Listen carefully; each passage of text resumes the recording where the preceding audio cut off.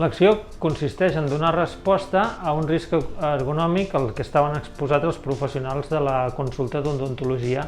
El problema és que no hi havia prou espai, sobretot per les persones que entraven amb mobilitat reduïda, amb cadira de rodes, i no es podien desplaçar de la seva cadira a la cadira d'odontologia. Ara el que veiem és el problema solucionat. Abans us heu d'imaginar aquesta cadira amb els peus mirant a darrere meu a la finestra i una mica tirada endavant.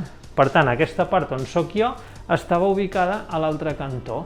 Arribava una persona amb una cadira i el professional havia d'agafar els aparells d'odontologia i treballar sobre la persona, sobre la seva cadira, no sobre la cadira d'odontologia, amb el corresponent risc postural pel professional. Per portar a terme aquesta acció es va primer avaluar el risc. La primera acció per avaluar es determina parlar amb els professionals, evidentment, que són els que conviuen amb el risc i els que coneixen les mancances que pugui haver.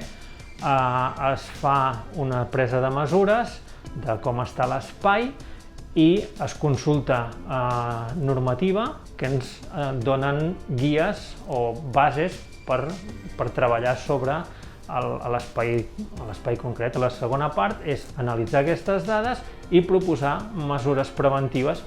La vinculació amb els objectius de l'AVP venen lligats a la planificació de l'activitat preventiva. L'AVP, el funcionament és que tenim una planificació anual i dintre d'aquesta planificació anual hi ha uns estudis ergonòmics de diferents llocs de treball que s'han detectat amb l'avaluació de riscos general de l'edifici. En aquest cas es va detectar aquest problema i es va parlar amb els professionals per veure les mesures que podrien sortir.